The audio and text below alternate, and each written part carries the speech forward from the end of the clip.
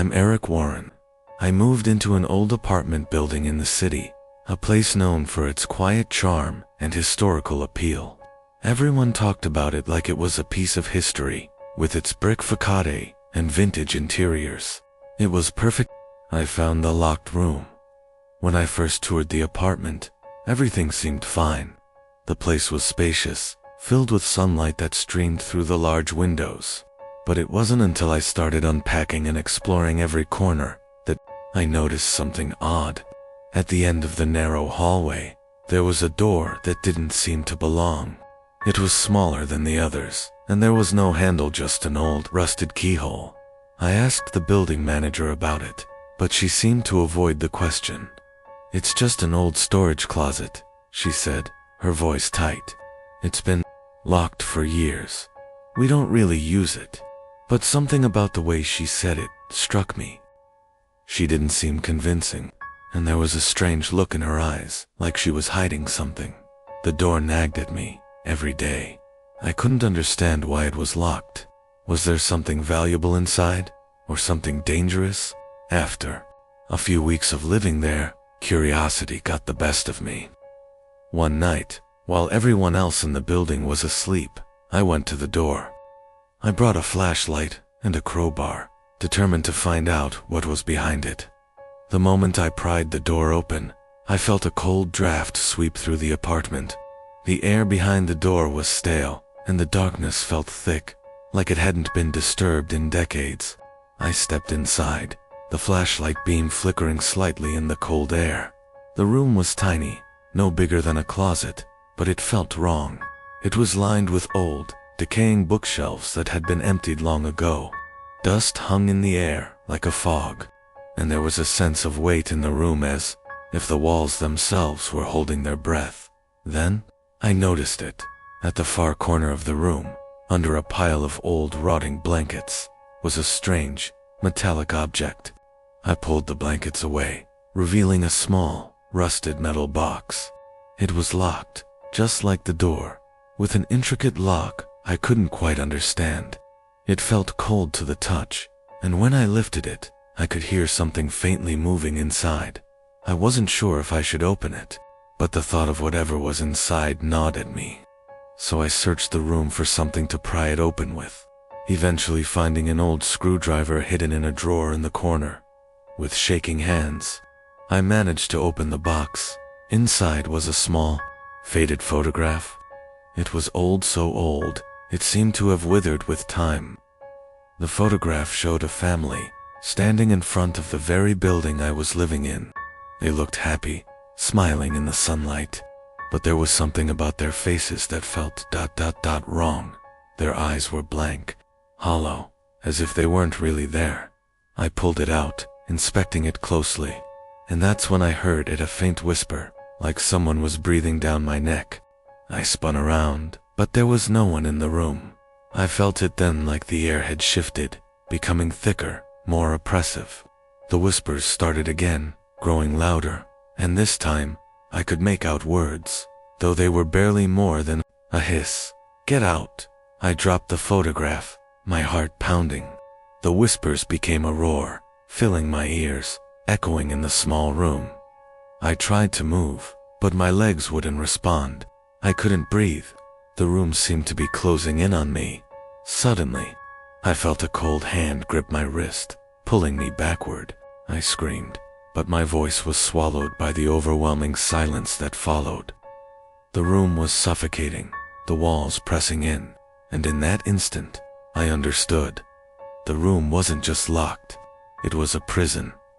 I stumbled out of the room, slamming the door behind me. I could still hear the whispers, following me, relentless. But when I turned the handle to leave the apartment building, I found the door wouldn't open. It was stuck frozen in place. The hallway stretched on forever, and the walls seemed to close in on me, just like in that room. The building had become my cage. I never saw the manager again. I don't know where she went, but I found her photo in the same box I'd opened. The photo of the family, with her standing right there, her hollow eyes staring back at me. I don't know how long I've been trapped in this building, but I know one thing for sure. If you ever find a locked room, don't open it. Don't even try. Some doors should never be unlocked. Some secrets are meant to stay hidden, and the building, it doesn't let you leave once you know too much. My name is Jessica Marlowe, and I never believed in anything supernatural until the walls started whispering. It all began when I moved into the old Victorian house on Maple Street. The place had been empty for years, but the rent was affordable, and I wasn't one to shy away from a challenge. I had no idea what I was getting myself into. The house was large, with high ceilings and long hallways, giving it an eerie feeling, even during the day. The previous tenants had left abruptly, and the landlord couldn't or wouldn't explain why. Still, I was eager to settle in. The first night was quiet enough. I unpacked, made some tea, and tried to ignore the creeping unease that gnawed at the back of my mind. But that night, as I was lying in bed, I heard it. A soft, barely audible whisper, like someone was standing just outside my door, breathing quietly. I thought it was the wind, or maybe my imagination playing tricks on me. But as the days went on, the whispers grew louder, more distinct. It wasn't just in my room, it was everywhere. Sometimes it was in the walls, other times it came from the floorboards, and occasionally, I'd hear it in the corners of the ceiling, just out of sight. It was never clear what the voices were saying, just faint, hushed words I couldn't make out. I tried to ignore it at first, telling myself it was nothing, but it didn't stop. It only got worse. One night, unable to bear it any longer, I decided to investigate. I followed the sound, my heart pounding in my chest, trying to locate where it was coming from. I wandered through the house, room by room, and eventually ended up in the hallway. Standing in front of the largest room in the house, the master bedroom, the whispers seemed to be coming from behind the walls. I pressed my ear to the cool wood, listening carefully. The voices were clearer now, though still muffled.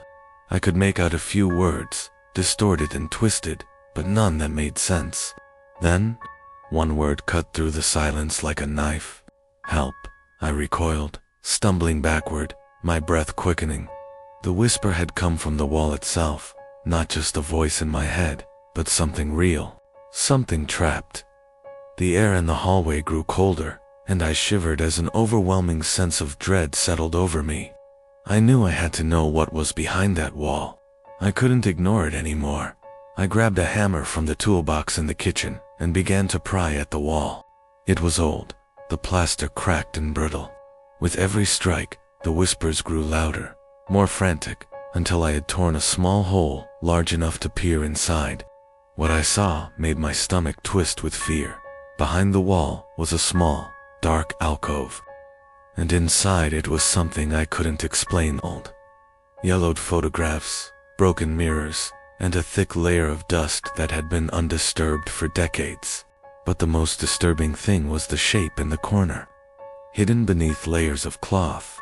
I pulled the cloth back, my hands trembling, revealing an old, decayed mannequin, its face twisted into a grotesque smile.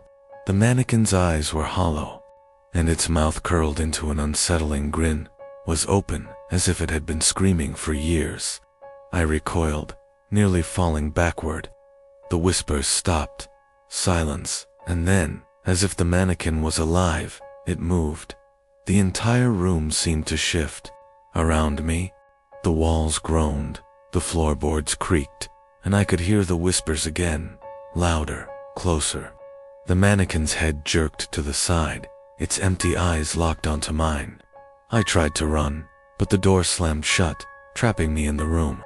Help, ... The voice came again, but this time, it wasn't a whisper. It was louder, filled with pain and desperation. I rushed to the door, frantically trying to turn the knob, but it wouldn't budge. The walls seemed to close in on me. The whispers, now a chorus of frantic voices, all shouting at once, screaming, begging for something I couldn't understand. In the corner of my eye, I saw the mannequin move again. It stood up, its limbs jerking unnaturally, and started to crawl toward me. Its face stretched into that horrific grin. I don't remember how I escaped. My mind is a blur, but somehow I managed to break free from the room. I ran out of the house, not stopping until I was far away. The whispers followed me for days after, echoing in my mind. I never returned to the house on Maple Street, but every so often, I hear the whispers again, quiet at first, but growing louder. And when I close my eyes, I see the mannequin's face, staring at me from the shadows. Some houses are never meant to be lived in, and some walls are better left undisturbed. If you ever hear whispers in the walls, don't listen. You might not like what you find. I'm Henry Dawson. I never believed in ghost stories, not even the ones my grandmother told me when I was young. But that was before I moved into the old farmhouse on Birchwood Drive. It was supposed to be a quiet retreat from the hustle and bustle of the city, a place to escape for a while. I never expected it to come with such a dark history. The farmhouse had been abandoned for years. The previous owners had left in a hurry, as the neighbors explained, but no one seemed to know exactly why. The place was falling apart, with broken windows and creaking floorboards. But it was the basement that caught my attention. When I first saw the door to the basement, I felt a chill run down my spine. It was old, the wood darkened and warped with age. A rusty lock hung from the door, and the hinges squealed with an unsettling sound when I tried to open it. But curiosity got the better of me. I couldn't resist. The landlord had warned me, though. "Don't go into the basement," he said, his voice low and almost fearful. "It's better to leave it alone." But that only made me more determined. I couldn't ignore it. There had to be something down there. Something that had kept the previous owners from returning. One evening, after the sun had dipped below the horizon, I decided to investigate. I found an old key hidden in the kitchen drawer, its shape familiar, like it had been there for years, waiting to be used. I didn't think twice before unlocking the basement door. The air was thick, damp, and cold when I stepped inside. The smell of rot hit me immediately. The basement was vast, filled with boxes and forgotten furniture. But there, in the far corner, I noticed something strange. A large, covered object stood against the wall. It looked like a wardrobe, but it was too large, and it didn't belong. As I approached it, the air grew colder. My breath became visible, and the hair on the back of my neck stood on end. There was something about the wardrobe, it felt wrong. My instincts screamed at me to turn back, but I couldn't. I had to know. With trembling hands, I reached out and pulled the dusty cloth off the object. It wasn't a wardrobe. It was a large, old-fashioned mirror. The frame was dark wood, carved with intricate patterns I couldn't quite make out. The glass was foggy, but as I wiped it away, the reflection became clearer. But what I saw in that reflection wasn't me. It was a man, standing behind me. His face was pale, gaunt, with hollow eyes that seemed to stare directly into my soul. I spun around, my heart racing, but there was no one there. I was alone in the basement. I turned back to the mirror, my hands shaking uncontrollably.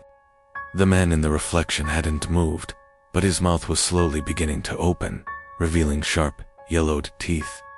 The air grew even colder, and I could see my breath swirling in front of me. Suddenly, the mirror seemed to come to life. The image of the man's face twisted into something grotesque, and I could hear a voice, low, rasping, and full of malice. "You shouldn't have opened it." I couldn't breathe. Panic surged through me as the man in the mirror began to move. His hands pressed against the glass as if he were trying to reach out to me. I turned and bolted for the stairs, my heart pounding in my chest. But the door to the basement slammed shut on its own. I was trapped. The mirror's reflection flickered, and I heard the man's voice again, closer this time. "You're not leaving." The basement grew colder still, and I felt something pulling at my feet, like invisible hands were trying to drag me back. I fought with every ounce of strength I had, but the darkness closed in around me. I screamed, banging on the basement door, but no one came. Just as I thought I couldn't escape, I heard the door to the basement creak open. Light flooded in, and I bolted up the stairs, barely escaping the suffocating darkness below. The door slammed shut behind me, and I collapsed, gasping for air. I don't know what I saw in that mirror, but I know it wasn't human. I never returned to the basement. The mirror is still down there, locked away in the darkness. They say there's a secret in every house, a truth that's buried beneath the floorboards. Some secrets should stay buried. I learned that the hard way, and I won't make the mistake of going back to that basement again.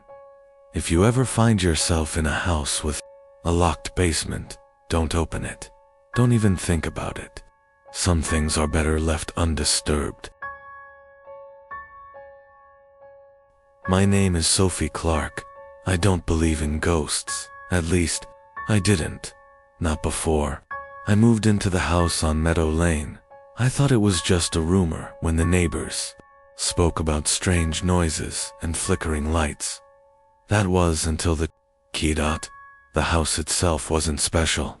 It was old, yes, but nothing I couldn't handle.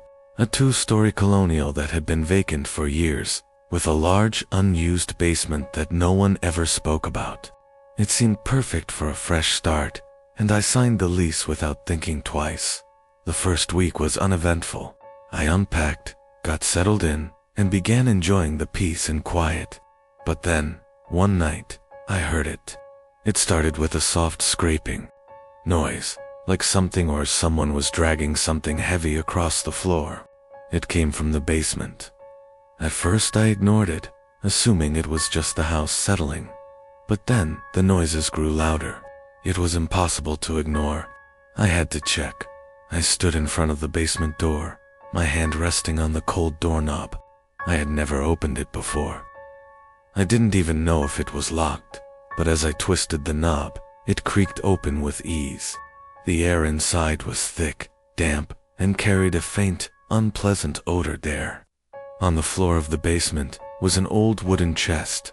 It looked out of place, like it had been there for decades. And on the chest, there was a single key. It was unusual, old and brass, with intricate markings that seemed almost ancient. I didn't know why, but I felt drawn to it.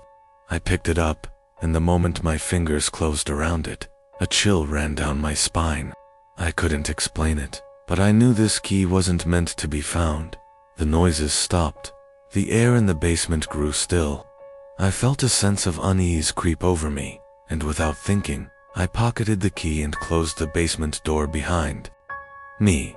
I told myself I was overreacting. It was just an old house, just an old chest. Nothing to worry about. But that night, as I lay in bed, I couldn't shake the feeling that something was wrong. The air in my room felt colder, the silence more oppressive. I reached over to the nightstand, where the key now sat, untouched. And that's when I heard it. The whisper. It was faint at first, but unmistakable. Open it. I froze, my heart pounding in my chest. The voice was low, gravelly, and it seemed to come from the depths of the house itself. It repeated again, louder. This time, open it, Sophie. I sat up, drenched in sweat, staring at the key. I couldn't resist. I had to know what it opened. I grabbed it, my fingers trembling as I headed back to the basement. The door creaked open once again. The chest was still there, sitting in the middle of the room. My breath hitched as I approached it, the key now heavy in my hand. I knelt down, inserted the key into the lock, and twisted. The chest creaked open, and inside, there was nothing but darkness. But as I peered inside, I felt something cold brush against my skin, something that wasn't air. Suddenly, the temperature dropped, and the shadows around me seemed to deepen. The voice returned, but this time, it wasn't a whisper. It was a scream. You shouldn't have opened it. I stumbled backward, slamming the chest closed, but it was too late. The basement seemed to come alive, the walls groaning, the floorboards creaking. The door slammed shut behind me, and I was plunged into complete darkness. I don't know how I managed to escape. I ran up the stairs, the sound of something following close behind me. I don't know what was in that chest, but I know one thing for sure. It wanted to stay hidden. I moved out the next morning, leaving the house on Meadow Lane behind. But the key, I couldn't leave it behind. It's still in my possession, sitting on my desk, and every so often, I hear a soft, scraping noise coming from the shadows. It's getting louder, and I can feel it. The thing in the chest, it's still out there, waiting. Whatever you do, never pick up a key you're not meant to find. Some doors should never be opened. I'm Evan Hayes. I moved into my new apartment on a cold, dreary November afternoon. The building wasn't much handled, 5-story walk-up in a neighborhood that had seen better days. The rent was cheap, and it felt like the perfect place to start over. No questions asked.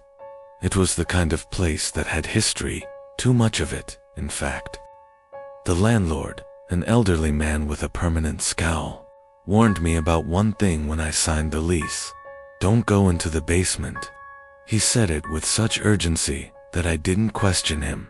I moved in, unpacked, and settled in quickly.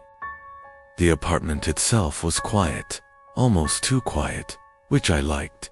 The building had a sort of eerie charm to it, like it was holding its breath. But as I sat on the couch one evening, the faint sound of something thumping from below caught my attention. At first, I assumed it was just old pipes, or the building settling, but as the days went on, the thumps grew louder, more rhythmic. One evening, curiosity got the best of me. I grabbed my coat, put on some shoes, and headed down to the basement. The door was heavy, made of old oak, and it creaked as I pushed it open. The stairs were steep, leading down into complete darkness. I felt a cold breeze hit me as I descended, making the hairs on the back of my neck stand up. At the bottom of the stairs was a long hallway. The air was thick with must and mildew, the smell almost suffocating. I moved forward, drawn to the source of the noise. The thumping was louder now, like something where someone was banging against the walls. I walked down the hallway, passing old storage units and boxers, until I reached the last door at the very end. It was an old, rusted door, covered in layers of dust. The thumping was coming from behind it, louder than ever. My heart pounded as I slowly turned the handle and opened the door.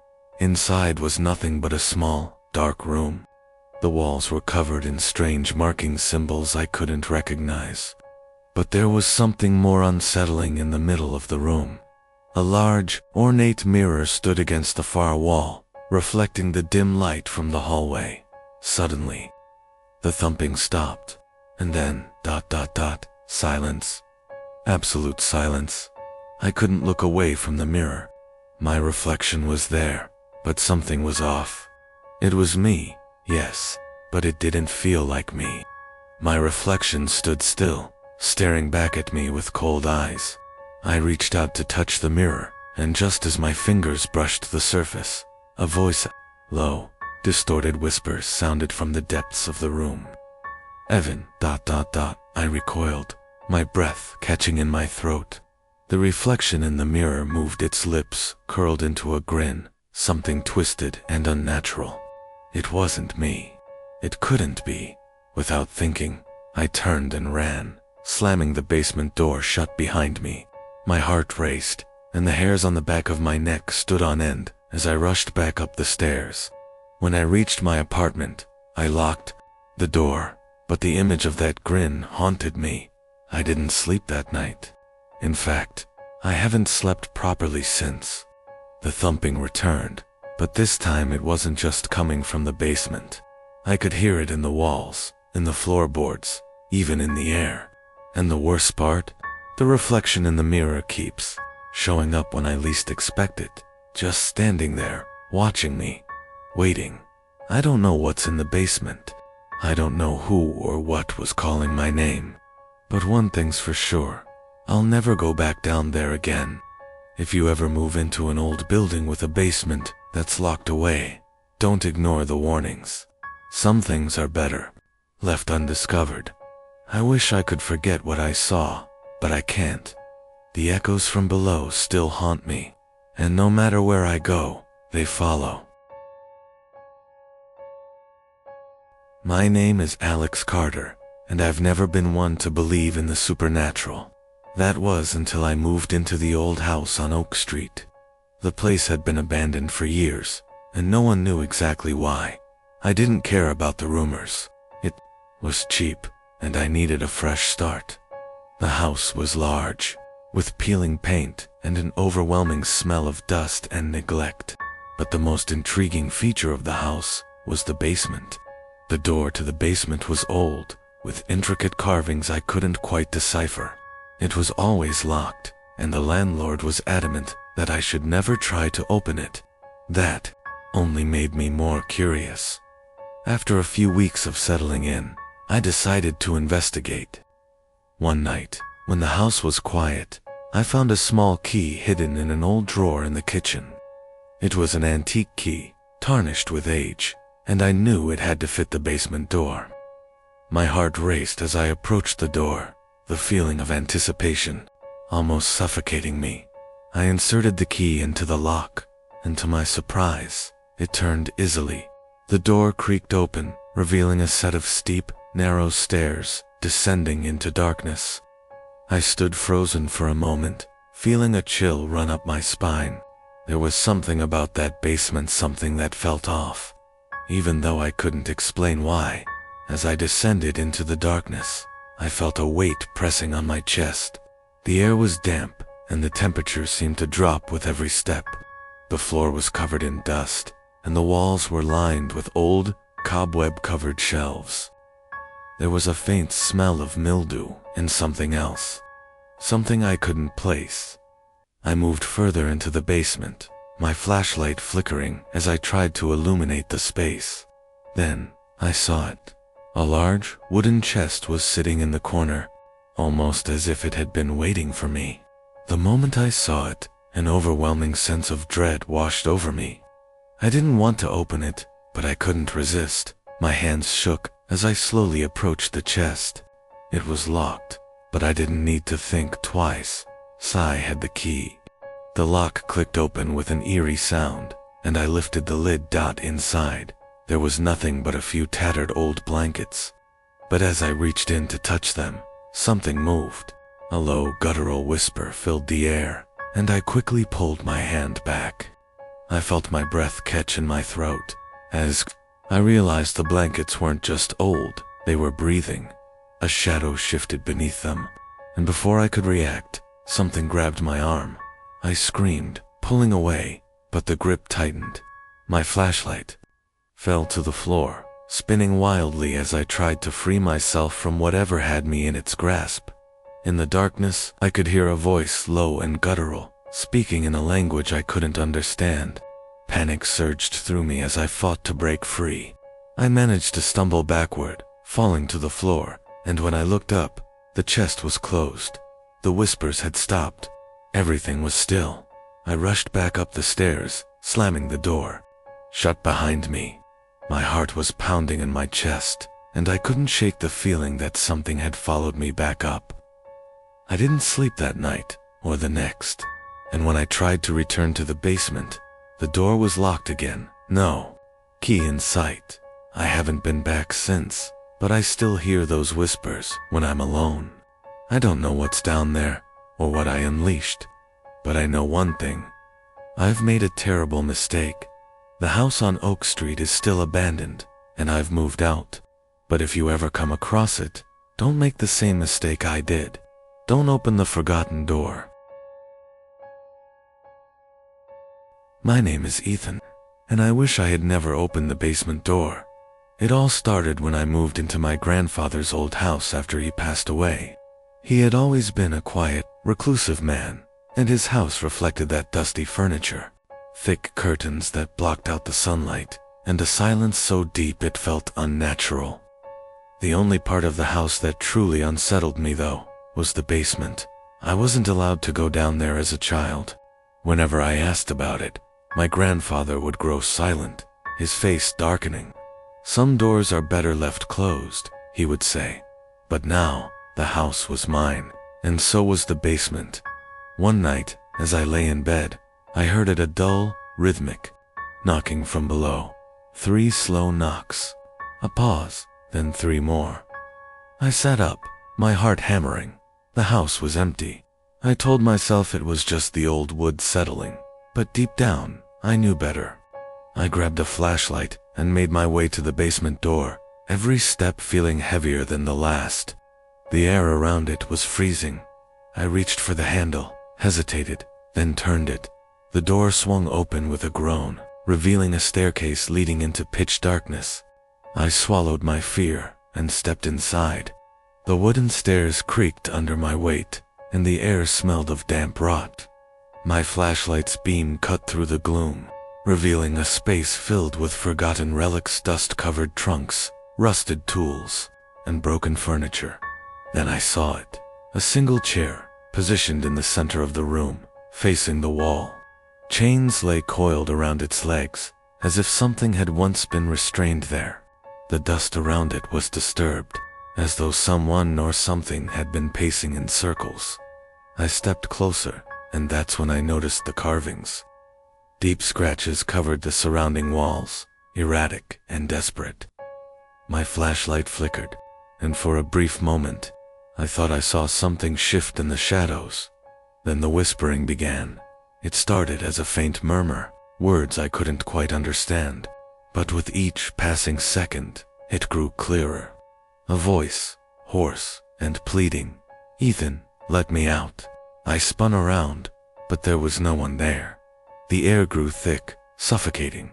The whispering turned to sobs, then guttural inhuman laughter. The walls trembled, and a deep, guttural growl resonated through the basement. Panic surged through me. I turned to run, but the stairs seemed farther away than before, stretching endlessly upward. My flashlight sputtered, plunging the room into darkness. Something moved, a slow, deliberate scraping sound, like nails dragging against stone. My breath caught in my throat as I felt the presence behind me. Close, too close. Then, a touch cold, skeletal fingers grazing the back of my neck.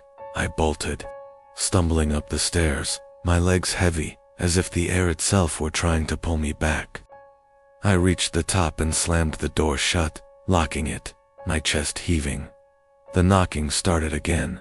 3 slow knocks, a pause, then 3 more. I haven't gone near the basement since, but at night, I still hear it. And every morning, when I check the door, I find the lock undone. My name is Oliver, and I have always been afraid of basements. As a child, I used to have nightmares about being trapped underground, surrounded by whispering voices. My parents always told me it was just my imagination, that there was nothing in the dark waiting for me. I believed them until last night. I recently moved into an old house on the outskirts of town. It was a fixer-upper, but I loved the idea of restoring it. The only part I refused to touch was the basement. I told myself it was just because I had no reason to go down there. But deep down, I knew it was fear. The house had other plans. Last night, as I was settling in for bed, I heard something, a dull, rhythmic thudding sound, like someone knocking from beneath the floor. At first, I thought I was imagining it, but then it came again, louder, more insistent. I grabbed my phone and turned on the flashlight. The basement door stood at the end of the hallway, slightly ajar. I didn't remember leaving it open, heart pounding. I stepped closer. The air around the doorway was ice cold. I reached out, hesitating only for a second before pushing the door open all the way. The stairs disappeared into blackness. The knocking had stopped. I told myself it was just an old house settling, but I couldn't shake the feeling that something was waiting down there. I took a deep breath and descended. The smell of damp earth and mildew hit me immediately. The walls were lined with wooden shelves, empty except for a few rusted tools. The concrete floor was cracked and uneven. Then I saw them. Handprints. Dozens of them, smeared across the walls, as if someone had been clawing their way up from the floor.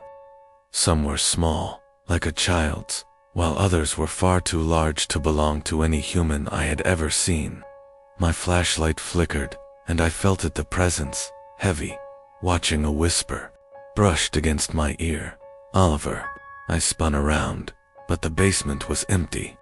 My breath came in ragged gasps as the whispering continued, surrounding me, pressing in from all sides. Then, the worst part, the handprints. They were moving, crawling across the walls, shifting toward me. The air grew thick, pressing against my chest, making it impossible to breathe. My legs locked in place as the darkness seemed to deepen. The whispering grew louder, overlapping voices calling my name over and over. My flashlight flickered violently before dying completely, plunging me into pitch black. A soft, wet sound echoed from the farthest corner of the basement. Something was moving, dragging itself across the floor. I could hear it breathing. I forced myself to move, breaking free of whatever invisible force held me in place. I ran. I took the stairs 2 at a time, nearly falling in my desperation to escape. I slammed the door shut and locked it, my hands shaking. The whispering stopped, but now, every night, I hear scratching from beneath the floorboards, and I know whatever I left down there is trying to get out, and one day, it will.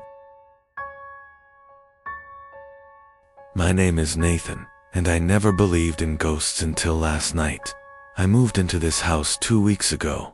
A beautiful but surprisingly cheap old Victorian home. It had everything I wanted: space, charm, and a decent backyard. But there was one thing that made me uneasy from the start. The basement. Unlike the rest of the house, which had been well maintained, the basement door had been sealed shut, not locked sealed. Thick nails and heavy wooden planks reinforced it, as if someone had gone to great lengths to ensure no one ever opened it again. When I asked the previous owner about it, he simply shook his head. "For safety reasons," he muttered, refusing to elaborate. Of course, that only made me more curious. Yesterday my curiosity won. It took almost an hour, but I finally pried the last plank off. The moment I did, a gust of stale air rushed out, carrying a smell of damp earth, rust, and something else, something metallic. It reminded me of blood. I hesitated for only a moment before stepping inside. The air was thick, heavy, like the walls were pressing in on me.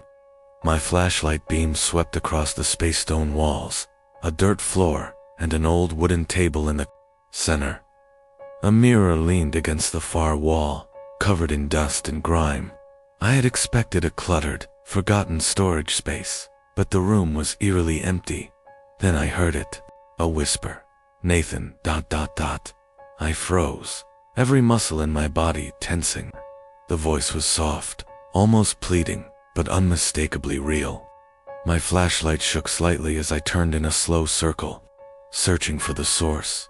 Nothing, just silence. Swallowing hard, I stepped forward. The whisper came again, this time from the mirror. My breath caught in my throat.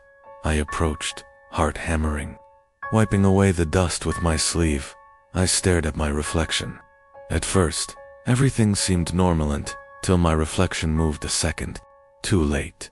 My stomach dropped. Then, it smiled at me. I didn't move, couldn't move. My reflection, my own face, was smirking at me, eyes dark and hollow. Then its lips moved, but the voice came from behind me. "Let me out." I spun around, but the basement was empty. My own breath echoed in the tight space. Slowly, I turned back to the mirror. The reflection was gone. My flashlight flickered, and the whispering started again, but now it was everywhere above me, behind me, inside my head. Shadows stretched unnaturally in the corners of the room. The walls seemed to close in, suffocating me. I ran. I didn't think. I just ran. up the stairs, through the doorway, slamming the basement door shut behind me.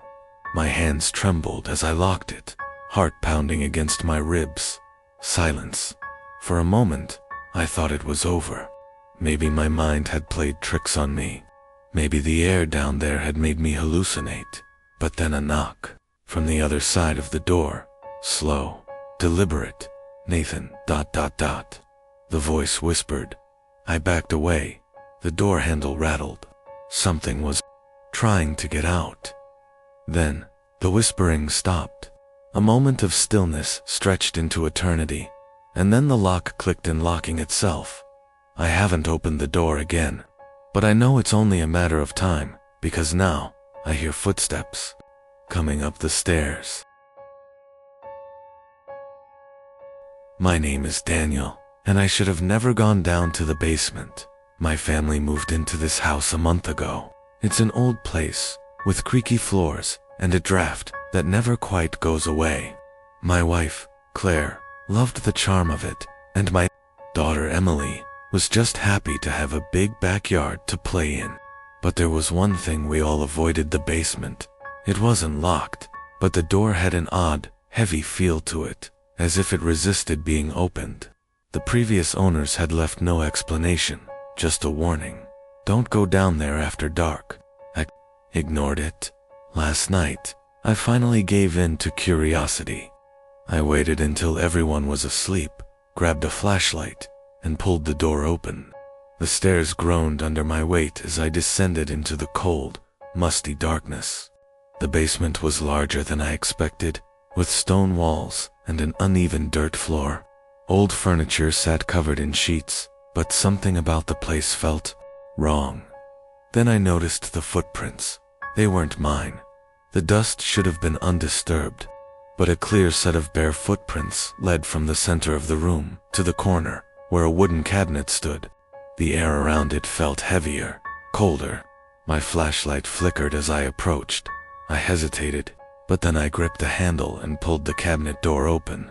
Empty, or at least, that's what I thought, until I noticed the deep, jagged scratches along the inside, like something had been trapped inside, desperately clawing to get out. Then the basement door slammed shut. Upstairs, I turned so fast I nearly dropped the flashlight. My breath came in short gasps as I ran up the stairs, but the door wouldn't budge. I banged against it, calling for Claire, for Emily, anyone. Silence. Then, the whisper came, right behind me. Daniel. I spun around. My flashlight flickered again, casting erratic shadows along the walls. The footprints in the dust, they had changed. Now they led toward me. A slow, deliberate creak came from the corner. The cabinet door, the one I had left open, was swinging shut. But before it closed completely, I saw something inside. A pair of hollow, sunken eyes, staring back at me. The whisper came again, closer. Daniel, let me out. The light went out, and in the darkness, I felt a cold breath against my ear.